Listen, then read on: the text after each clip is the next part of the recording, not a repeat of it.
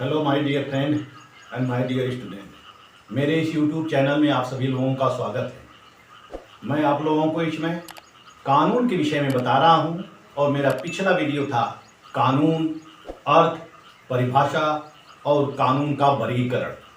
आज का विषय है कानून के स्रोत। आज मैं आप लोगों को कानून के स्रोत से अवगत कराऊंगा कि कानून का निर्माण कैसे कैसे होता है, विभिन्न स्रोत क्या हैं, किस तरह से कानून अस्तित्व में आते हैं। तो आइए चलते हैं कानून के स्रोत की तरफ से। कानून के स्रोत, कानून का जो स्रोत है, सोर्स ऑफ लॉ है, इसका विभिन्न विद्वानों के द्वारा विभिन्न तरीके से वर्गीकरण किया गया है। कुछ विद्वानों ने अलग तरीके से कानून के अलग सोर्स का वर्णन किया है और कुछ विद्वानों ने कानून के अलग सोर्स या स्रोत का वर्णन किया है। आइए हम देखते हैं सामान्य के अनुसार। प्रोफेसर सामान्य एग्रीमेंट। तो इस तरह से प्रोफेसर सामान्य कानून के दो स्रोत बताते हैं। पहला है औपचारिक कानून और दूसरा है भौतिक या वस्तु के रूप में। औपचारिक कानून जो होता है वो समस्त नागरिकों के लिए होता है। फॉर्मल कानून यानी कि ऐसे कानून होते हैं जो औचित्यता प्राप्त करते हैं, वैधता प्राप्त करते हैं और यह समस्त नागरिकों के लिए लागू किया जाता है। इसको हम क्या कहते हैं? औपचारिक, फॉर्मल कानून। दूसरा है भौतिक या वस्तु के रूप में। भौतिक या वस्तु के रूप में ऐसे कानून होते हैं जिसको कि वैधता प्राप्त करना होता है, जनता का वैधता प्राप्त करना होता है। भौतिक कानून, भौतिक या वस्तु के रूप में जो कानून मिलते हैं वह कई प्रकार के हो सकते हैं। जैसे हमें ऐतिहासिक से मिलते हैं, इतिहास से भी मिलते हैं और विधि बनाकर भी मिलते हैं। ऐतिहासिक, ये ऐतिहासिक आधार पर भौतिक या वस्तु के रूप में कुछ कानून हमें प्राप्त होते हैं। जैसे इतिहास में वर्णन होता है, कानूनों का वर्णन होता है।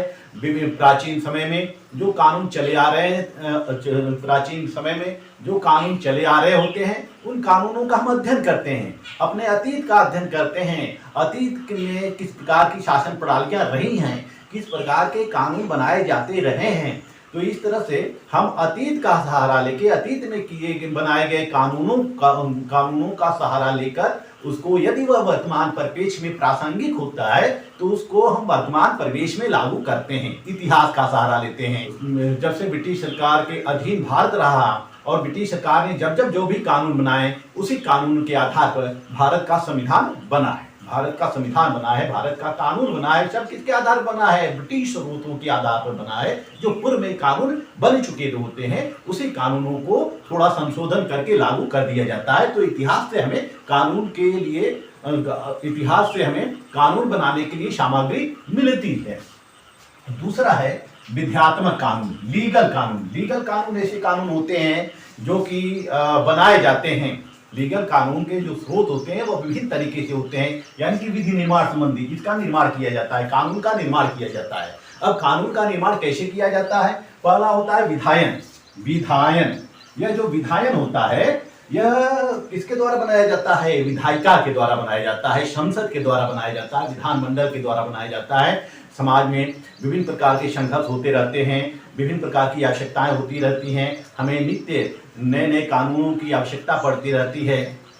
सामाजिक समस्याओं को दूर करने के लिए, विषमताओं को दूर करने के लिए हमें नए नए कानूनों की आवश्यकता होती है। तो इन कानूनों का निर्माण कहाँ किया जाता है? विधायिका के द्वारा किया जाता है, भारतीय संसद के द्वारा किया जाता है या राज्य के विधानमंडल के द्वारा किया जाता है। इसी तरह से विभिन्न देशों में कानूनों का निर्माण किसके द्वारा किया जाता है? विधायिका के द्वारा किया जाता है। अमेरिका में कांग्रेस के द्वारा किया जाता है।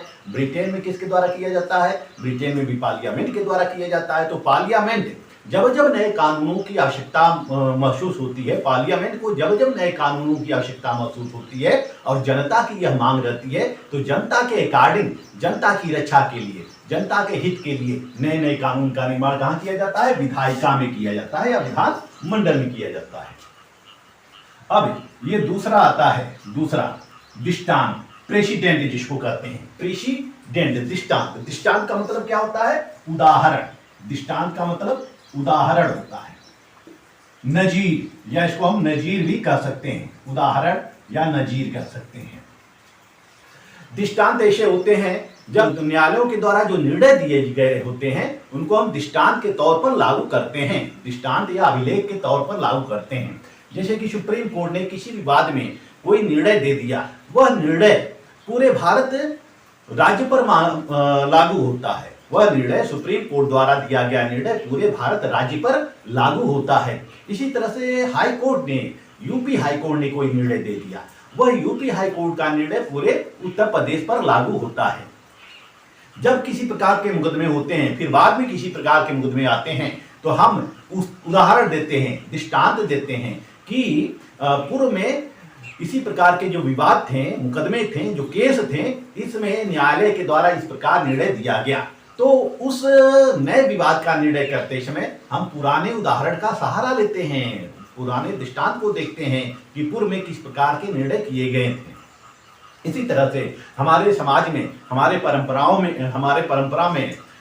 परंपरागत समाज में भी कुछ कानूनों का अभाव होता है। कानून दिखाई नहीं देते हैं, हम परंपराओं का पालन करते हैं, लेकिन जैसे जैसे सभ्यता विकसित होती जाती है वैसे विभिन्न परंपराओं में संघर्ष होने लगता है। तो संघर्ष के परिणाम स्वरूप हम क्या करते हैं कि जो समाज के बौद्धिक वर्ग होता है, बुद्धिमान वर्ग होता है, वयोवृद्ध वर्ग होता है, इसी को निर्णय का निपटारा करने के लिए उत्तरदायित्व तो सौंपते हैं।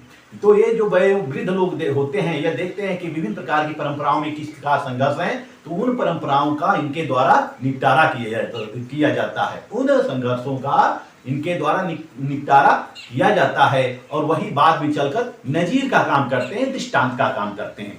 जैसे कि हमारे भारतीय संविधान के अंतर्गत सुप्रीम कोर्ट को एक अभिलेख न्यायालय का दर्जा दिया गया है। अभिलेख न्यायालय यानी कि सुप्रीम कोर्ट के जो निर्णय हैं उसको उदाहरण के रूप में प्रस्तुत किया जा सकता है, दृष्टांत के रूप में प्रस्तुत किया जा सकता है। तो यह जो दृष्टांत है, यह भी न्यायालय समय समय पर जो देते हैं, निर्णय देते हैं, उनको उदाहरण के तौर पर रखा जाता है और बाद में उसी को कानून का रूप दे दिया जाता है। उसी दृष्टांत को, उदाहरण को कानून का रूप दे दिया जाता है। परंपरा जैसा कि हम जानते हैं कि हमारा समाज जो है पारंपरिक समाज रहा है। हमारे समाज में विभिन्न प्रकार की रीतियां हैं, रीति रिवाज हैं, परंपराएं हैं, प्रथाएं हैं, रूढ़ियां हैं। हम सभी लोग इन परंपराओं का पालन करते हैं। यह परंपरा अदृश्य रूप में होते हैं। हमें परंपराओं को कहीं लिखित रूप से वर्णन नहीं मिलता है, लिखित रूप से वर्णन इसका नहीं मिलता है हमारे समाज में, बल्कि हमारे दादा परदादा जो कर रहे होते हैं या जो किए होते हैं, जो भी धार्मिक संस्कार होते हैं, जो सामाजिक संस्कार होते हैं, सामाजिक परंपराएं होती हैं, उन सामाजिक परंपराओं का निर्वहन किए होते हैं, उसी आधार पर हम चलते रहते हैं। जैसे कि परंपराएं क्या होती हैं, एक पगडंडी की समान होती है, एक पगडंडी के समान होती हैं कि एक व्यक्ति उस पगडंडी के ऊपर चलता है तो सारे लोग उस पर चलते रहते हैं, और वही पगडंडी क्या हो जाता है, रास्ता बन जाता है। वही पगडंडी रास्ता बन जाता है कि सारे लोग उसी रास्ते पे चलते रहते हैं, सभी लोग उस परंपराओं का पालन करते रहते हैं। जब कानून का निर्माण होता है तो सरकार जो होती है वह इन परंपराओं को देखती हैं, इन मान्यताओं को देखती हैं, जो सामाजिक मान्यता होती है, इन मान्यताओं को देखती हैं, रीति रिवाज को देखती हैं, और इन्हीं रीति रिवाज को वह कानून का रूप दे देती है। इन्हीं रीति रिवाज को वह कानून का रूप दे देती है। जैसे कि हिंदू विवाह अधिनियम, हिंदू के विवाह करने के अनेक प्रकार की परंपराएं हमारे समाज में पाई जाती हैं, तो हिंदू विवाह अधिनियम का रूप दे दिया। इसी तरह से मुस्लिम पर्सनल लॉ, ईसाई विवाह अधिनियम, विभिन्न धर्मों के जो अधिनियम होते हैं वो इसी परंपराओं की ही देन होती है। तो यह परंपरा भी कानून निर्माण में सहायक होते हैं, कानून निर्माण में यह परंपराएं भी सहायक होती हैं। समझौता, यह समझौता क्या होता है? जैसे समझौता, दो व्यक्तियों के बीच किसी प्रकार का संघर्ष होता है, उत्पन्न हो जाता है, तो उन संघर्षों का निपटारा किसके द्वारा किया जाता है? कुछ श्रेष्ठ नागरिकों के द्वारा किया जाता है, उसकी मध्यस्थ लोगों के द्वारा किया जाता है, मध्यस्थता की जाती है। दो व्यक्तियों के बीच जो संघर्ष होते हैं उन संघर्ष को समाप्त करने के लिए, सुलझाने के लिए दो व्यक्तियों का आपस में समझौता होता है। जब समझौता होता है कुछ शर्तें एक व्यक्ति मानता है, कुछ शर्तें दूसरी व्यक्ति मानता है, और जब दोनों व्यक्ति शर्तें मान लेता है तो वह एक समझौता होता है, वह नियम का निर्माण हो जाता है, एक विधि का निर्माण हो जाता है, और सारे व्यक्ति उसी विधि का पालन करते हैं। जैसे कि एक राष्ट्र का दूसरे राष्ट्र के बीच किसी प्रकार का समझौता होता है, या एक देश का दूसरे देश के बीच किसी प्रकार का समझौता होता है, तो वह समझौता दोनों देशों पर बाध्य होता है। दोनों देश आपसी व्यवहार के लिए उस समझौते का पालन करते हैं। जैसे कि अंतर्राष्ट्रीय कानून होता है, अंतर्राष्ट्रीय कानून में विभिन्न प्रकार के एक देश से दूसरे देश के भी समझौते होते हैं। सारे देश उस समझौते का पालन करता है, सारा देश उस समझौते का पालन करता है। तो यह समझौता जो होता है यह भी कानून के स्रोत के रूप में इसका वर्णन किया जाता है। यह भी इस समझौते के द्वारा भी कानून का निर्माण होता है। बाद में इसी समझौते को जब हम एक बेस बना लेते हैं, आधार बना लेते हैं, तो इसी आधार पर हम कानून का निर्माण करते हैं। तो इस तरह से हम देखते हैं कि प्रोफेसर सामंत ने प्रोफेसर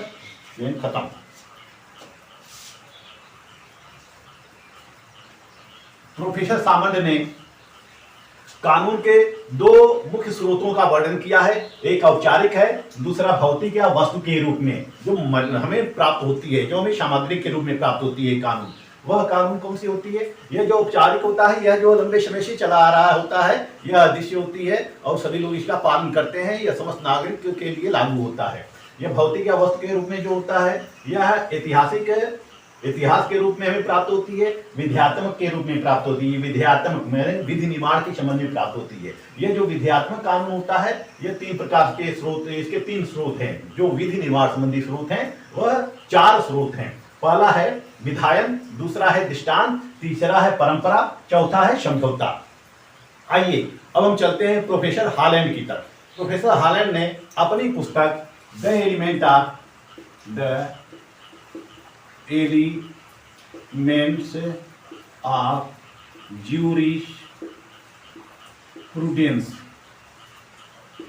ज्यूरिस्प्रूडेंस में विधि के 6 स्रोतों का वर्णन किया है। विधि के 6 स्रोतों का वर्णन किया है।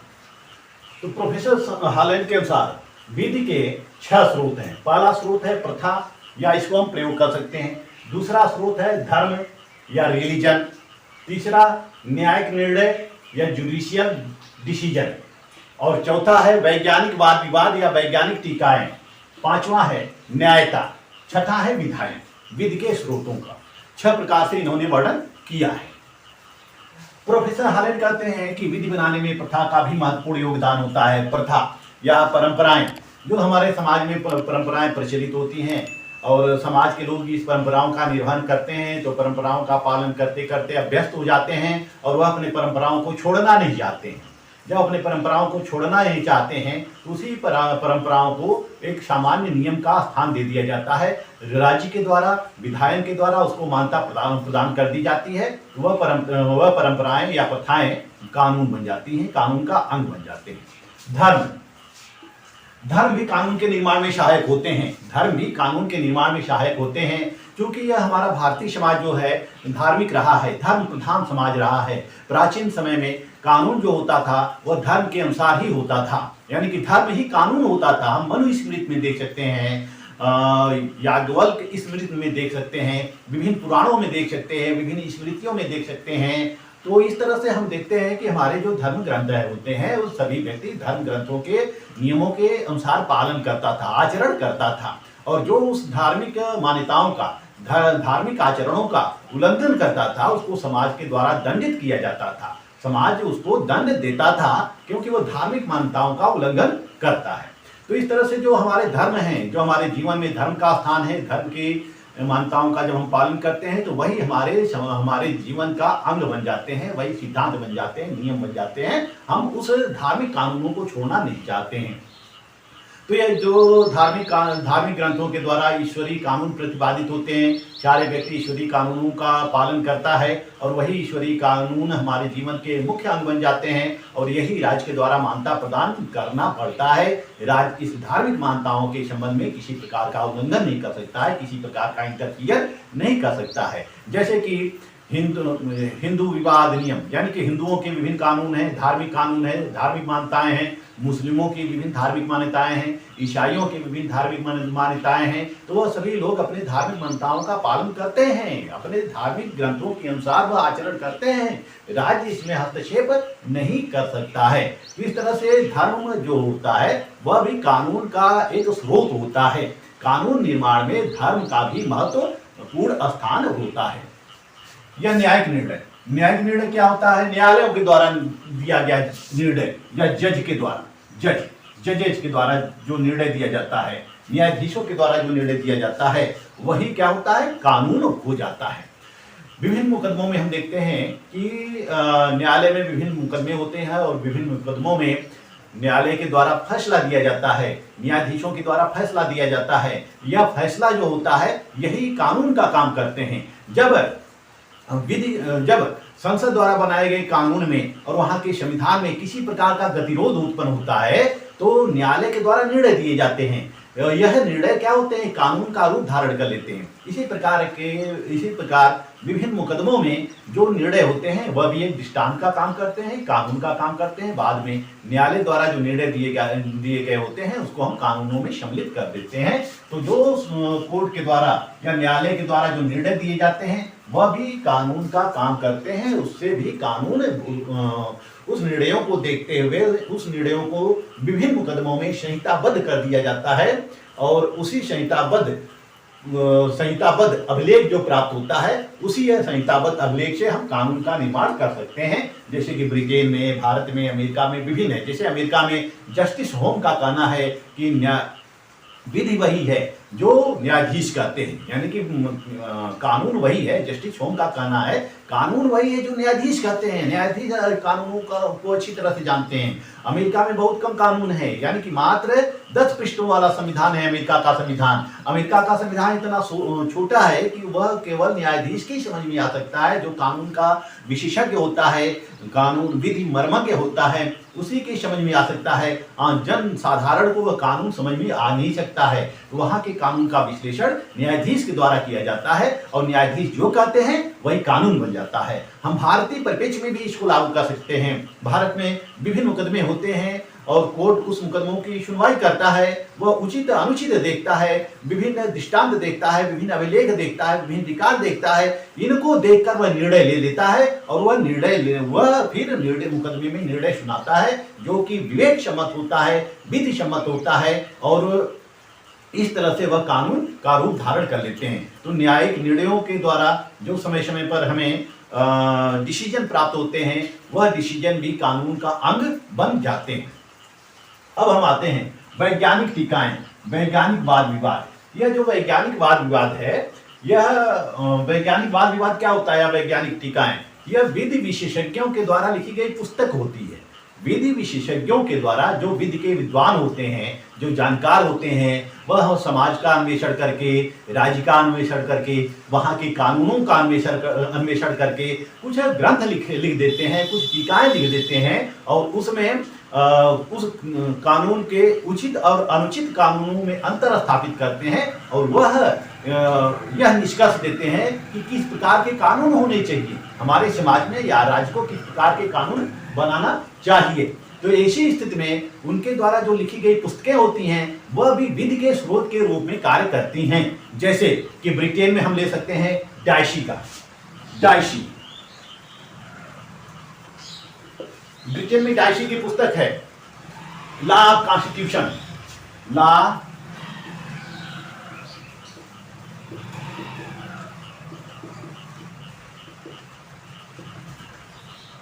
ब्रिटेन में डायशी की पुस्तक है लॉ ऑफ कॉन्स्टिट्यूशन। यह जो लॉ ऑफ कॉन्स्टिट्यूशन है यह विधि के ऊपर लिखी गई पुस्तक है, यह कानून के ऊपर लिखी गई पुस्तक है। इस पुस्तक से हम विधि का निर्माण कर सकते हैं। या ब्रिटेन में समय समय पर डायशी के सिद्धांत का पालन हुआ है। डायशी ने विधि का शासन अपने लॉ ऑफ कॉन्स्टिट्यूशन में इसने विधि का शासन का सिद्धांत प्रस्तुत किया और यही विधि का शासन ब्रिटेन का मूल आधार है। ब्रिटेन कानून का मूल आधार है या ब्रिटेन की शासन व्यवस्था का मूल आधार है कि वहां विधि का शासन है।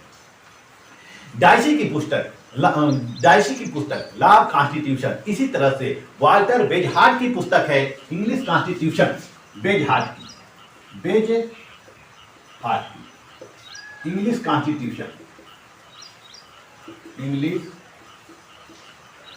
कॉन्स्टिट्यूशन। वाल्टर बेजहार्ट की पुस्तक इंग्लिश कॉन्स्टिट्यूशन। इसमें इन्होंने अंग्रेजी कानूनों का वर्णन किया है, गलत कानूनों का उन्होंने विश्लेषण किया है और कानून बनाने की प्रक्रिया का वर्णन किया है, अच्छे कानूनों का वर्णन है। कानून का एक प्रकार से यह सार है। वाल्टर बेजहार्ट की पुस्तक इंग्लिश कॉन्स्टिट्यूशन यह क्या है? संविधान का मूल स्रोत है। स्क्रीन, इसी प्रकार से स्क्रीन का भी हम देख सकते हैं। स्क्रीन की पुस्तक है पार्लियामेंट्री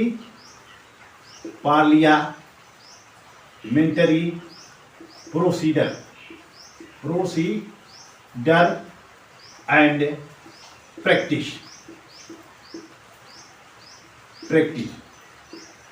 जो स्क्रीन की पुस्तक है पार्लियामेंट्री प्रोसीजर एंड प्रैक्टिस, इसमें भी कानून का वर्णन किया गया है। इससे भी हम विधि निर्माण में यह पुस्तक भी सहायक होती है। इसी तरह से एनसन की पुस्तक है। एनसन की पुस्तक है law and custom of the constitution. Law and custom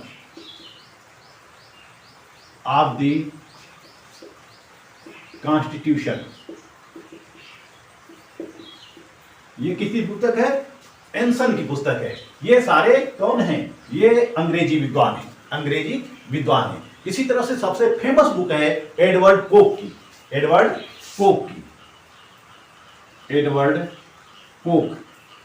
की सबसे फेमस पुस्तक है। कौन सी फेमस पुस्तक है? Institution of law of England,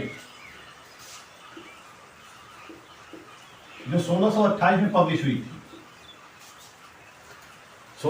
Edward पोक की पुस्तक है institution of laws of England. 1628 में इनकी पुस्तक पब्लिश होती है और इन्होंने ब्रिटेन के कानूनों का विस्तृत वर्णन किया है और यह भी बताया है कि किस प्रकार के कानून बनाए जाने चाहिए। तो यह पुस्तक भी हमें विधि के स्रोत के रूप में काम करती है। इसी तरह से विलियम ब्लैकस्टोन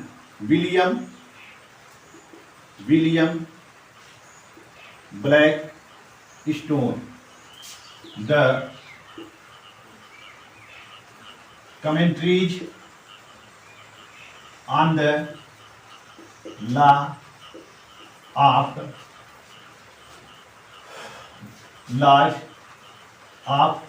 England।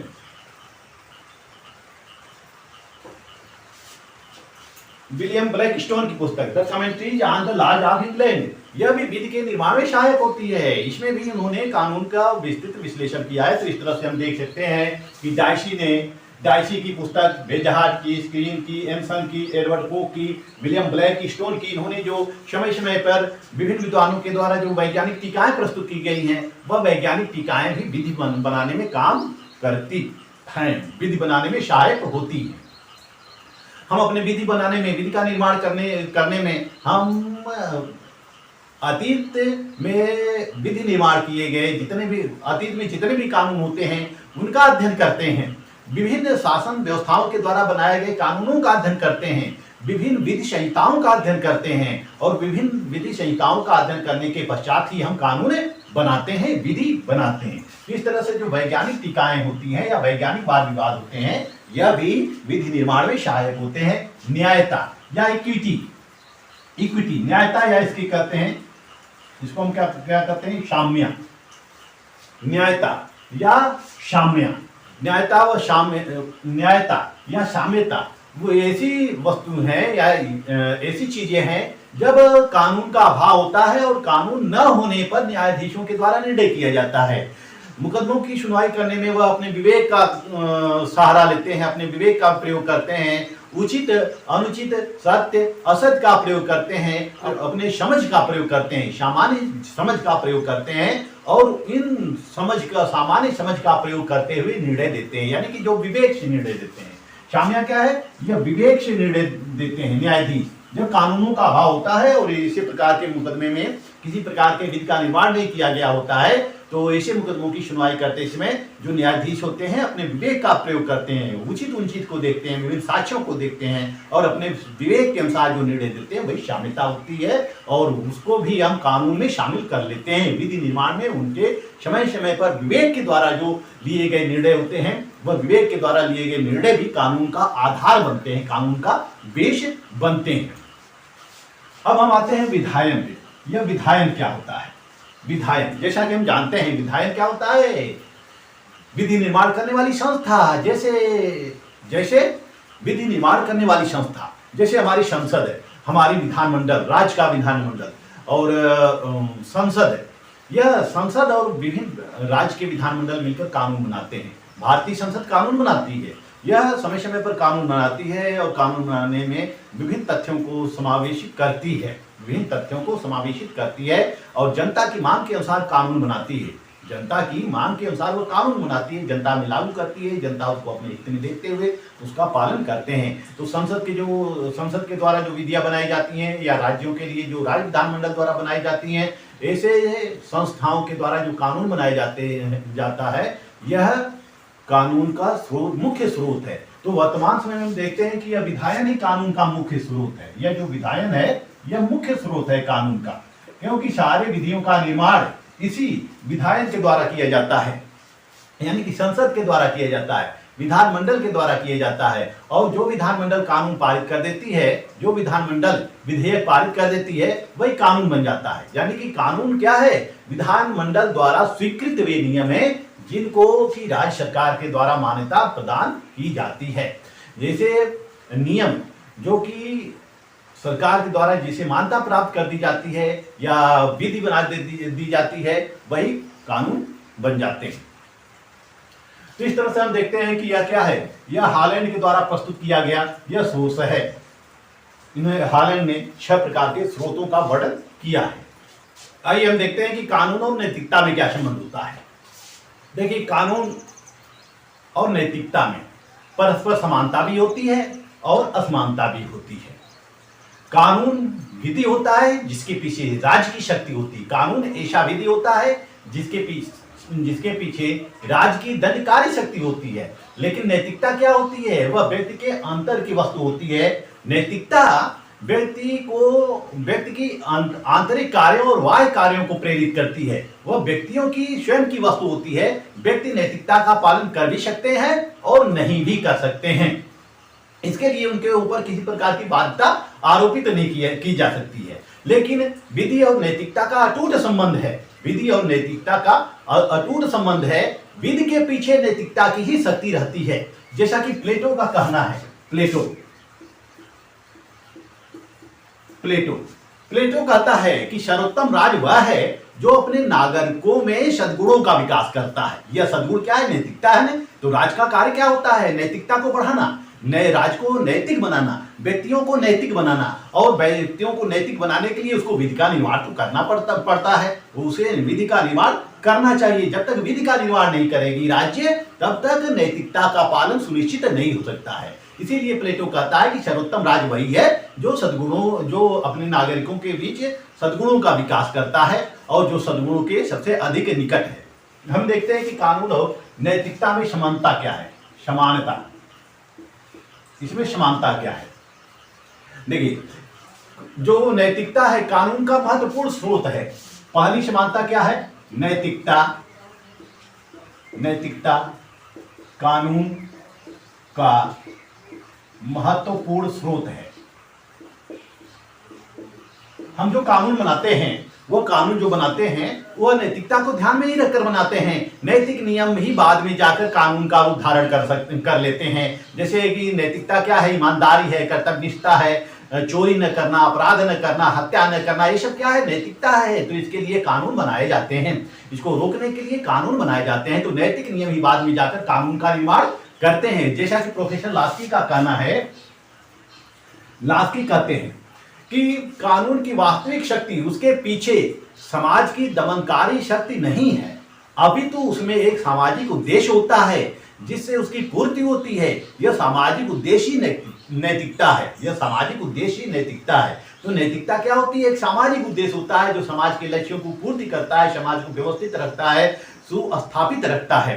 तो कानून के पीछे किसकी शक्ति होती है? नैतिकता की शक्ति होती है। जैसे कि चोरी करना, दहेज लेना। जैसे कि चोरी करना, यह चोरी करना क्या है? यह सबके लिए बुरी बात है। चोरी करना सबके लिए बुरी बात है। और चोरी करने के उद्देश्य ये कानून बनाया जाता है कि जो व्यक्ति चोरी करते हुए पकड़ा जाएगा उसको दंडित किया जाएगा। और समाज भी इसको पालन करता है क्योंकि ये समाज के हित में है, इसलिए समाज इसका पालन करता है। उसी तरह से राज्य सरकार के द्वारा जो समय समय पर दहेज कानून बनाए गए हैं, दहेज निषेध कानून बनाए गए हैं, तो ये इसको नागरिक पालन नहीं करना चाहते हैं क्योंकि ये नागरिकों के हित में नहीं होती है।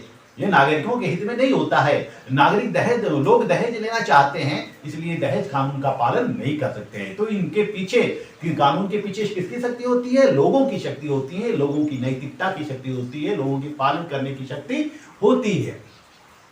गैटिल महोदय कहते हैं, गैटिल महोदय कहते हैं कि जो कानून लोगों की नैतिक धारणा के अनुकूल नहीं है, जो कानून लोगों के नैतिक धारणा के अनुकूल नहीं होते हैं, उन्हें लागू करना असंभव हो जाता है, तथा जो कानून प्रचलित नैतिक स्तरों को नहीं छूते, लोग उनकी उपेक्षा करने लगते हैं। इस तरह से नैतिकता जो होती है विधि का प्रमुख स्रोत होती है। दूसरी समानता है, कानून जनता की नैतिक भावनाओं का प्रकटीकरण है। कानून क्या है? कानून क्योंकि जो नैतिक भावनाएं होती हैं वह अदृश्य होती हैं, उसमें लोगों की आंतरिक शक्ति कार्य करती है, अंतरकरण की शक्ति काम करती है, नैतिकता में दिखाई नहीं देती है। लोग उसका पालन करते हैं, स्वतः पालन करते हैं। जैसे चोरी न करना, अपराध न करना, सत्य बोलना, झूठ बोलना, लोगों का दिल न दुखाना, गरीबों का अहित न करना, ये सब क्या है? ये सब नैतिकता का स्रोत है, ये सब नैतिकता है। तो यह जब इस नैतिकता को हम कानून का रूप दे देते हैं, तो यह नैतिकता उसका स्रोत बन जाती है, कानून का स्रोत बन जाती है। यानी कि कानून जनता की नैतिक भावनाओं का प्रकटीकरण है। यह नैतिकता अदृश्य रूप में होती है। जब नैतिकता को देखते हुए हम कानून बना देते हैं, तो वो क्या हो जाता है? वह प्रकटीकरण, प्रत्यक्षीकरण हो जाता है, तब हमें कानून दिखाई देने लगता है। विल्सन महोदय कहते हैं इस संबंध में, विल्सन महोदय कहते हैं कि कानून देश की नैतिक उन्नति का दर्पण है। कानून देश की नैतिक उन्नति का दर्पण है। जैसे हम विभिन्न उदाहरण ले सकते हैं अतीत काल में, जैसे सती प्रथा, बाल विवाह, विधवा विवाह। ये क्या था? ये समाज की दृष्टि से तो उचित था, समाज की दृष्टि से उसमें उचित था, लेकिन कानून की दृष्टि से उचित नहीं था। कानून की दृष्टि से यह अपराध था। समाज इसका पालन करता था, क्योंकि वह असभ्य समाज था, वह नैतिक समाज नहीं था, असभ्य समाज था। ये हमारे समाज में सती प्रथा जैसी कुरीतियां थी, कुप्रथाएं थी। लेकिन जैसे ही लोग पढ़ने लिखने लगे, ज्ञान आया, लोगों को जागरूकता आई, लोग इसको अपराध समझने लगे और इसके लिए कानून बनाए जाने लगे। और कानूनों का पहले तो उन्होंने विरोध किया, लेकिन फिर उन्होंने देखा कि नहीं, यह हमारे हित में है। सती प्रथा संबंधी जो कानून बन रहे हैं यह हमारे हित में है। तो उन्होंने सती प्रथा कानून का समर्थन किया और हमारे समाज से सती प्रथा कानून समाप्त हो गया। इसी तरह से बाल विवाह, हमारे पूर्व के समाजों में बच्चों का छोटी छोटी आयु में विवाह कर दिया जाता था। 5 साल 10 साल की आयु में विवाह कर दिया जाता था, जो अनैतिक था, अनैतिक कार्य था। लेकिन वह समाज जो था वह असभ्य समाज था, वह समाज हमारा पढ़ा लिखा नहीं था। ऐसी स्थिति में अनेक प्रकार की कुरीतियों का, कुप्रथाओं का पालन हमारे असभ्य समाज के द्वारा किया जाता रहा। लेकिन जब हमारे समाज में जागरूकता फैली, ज्ञान आया, शिक्षा का संचार आया, तब लोगों ने इसको गलत समझा, इसको अपराध माना और सरकार के द्वारा इस कानून को समाप्त किया गया। लोगों ने समर्थन किया। तो इस तरह से सती प्रथा, बाल विवाह, विधवा विवाह, इन सब को समाप्त कर दिया गया। हम देखते हैं कि पूर्व में जो महिलाएं विधवा हो जाती थी, उनका दोबारा विवाह नहीं होता था, लेकिन सरकार के द्वारा कानून बनाया गया उनके जीवन के लिए, उनके भविष्य को देखते हुए विधवा पुनर्विवाह अधिनियम लाया गया और समाज के द्वारा इसको भारी जन समर्थन मिला। तो इस तरह से हमारे समाज में जो नैतिकता होती है, वह नैतिकता के द्वारा कानून बनाया जाता है। नैतिक भावनाओं का प्रकटीकरण ही कानून बन जाता है। बारकर कहते हैं, इस संबंध में बारकर कहते हैं कि कानून नैतिकता की रक्षा के लिए उसके चारों ओर एक चार दीवारी है। कानून नैतिकता की रक्षा के लिए उसके चारों ओर एक चार दीवारी है। तीसरी समानता हम देखते हैं इसमें कि राज्य का उद्देश्य मनुष्य के नैतिक गुणों का विकास करना है। राज्य का उद्देश्य क्या होता है? राज्य का उद्देश्य मनुष्य के नैतिक गुणों का विकास करना।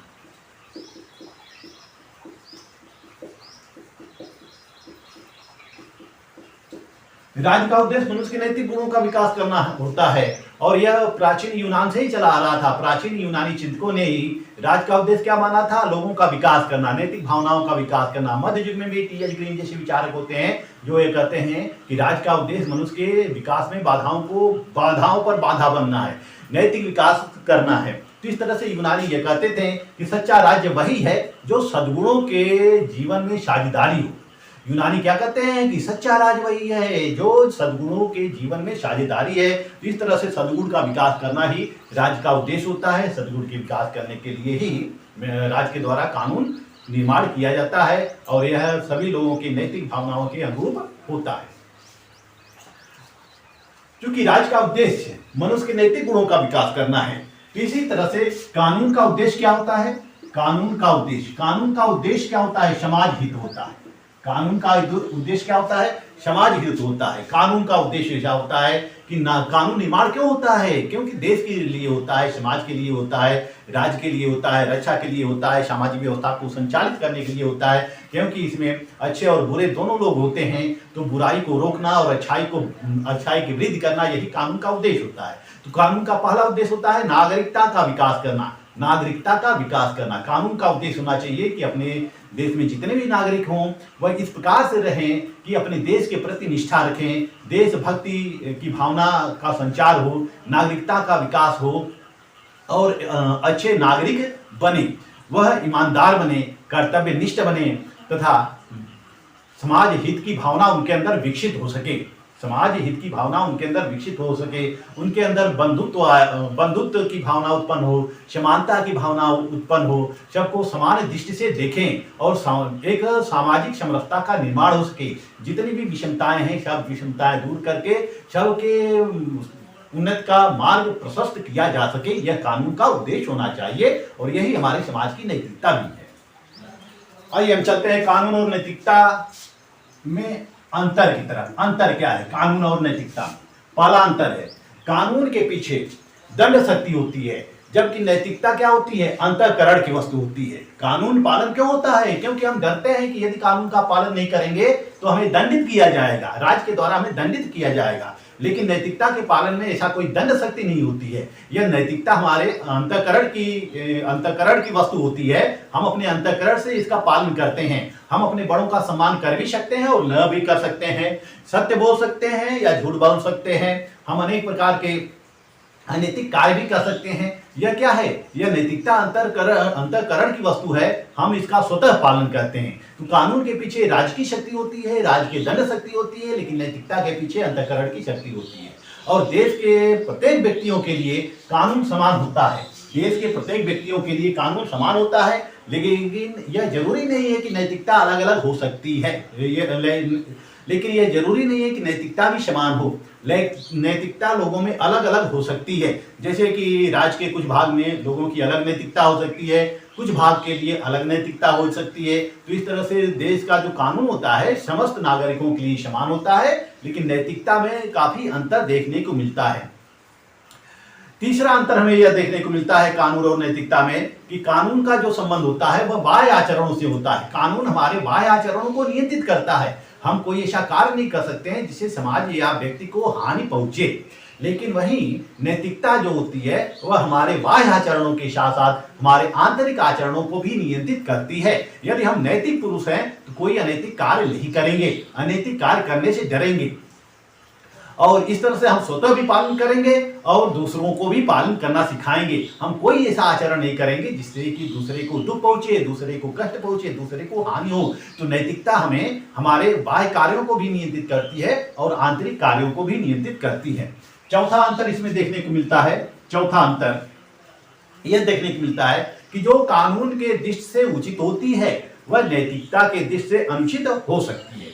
जो कानून के दृष्टि से उचित होती है वह नैतिकता के दृष्टि से अनुचित हो सकती है। जैसे उदाहरण के तौर पे जैसे हम देखते हैं कि जो रिक्शा चालक होता है वह बेचारा मेहनत करके बोझ ढोता है, लोगों को ढोता है, तो ये कानून के दृष्टि से उचित है क्योंकि कानून के दृष्टि से वह मेहनत करता है, वह मजदूरी करता है, वह अपना पेट पालता है। लेकिन नैतिकता के दृष्टि से अनुचित है क्योंकि वह भी व्यक्ति है और इतना मेहनत करके, इतना पसीना करके वह लोगों को खींचता है, कितना कष्ट होता है उसके शरीर में, यह नैतिक भावनाओं के अनुरूप नहीं है।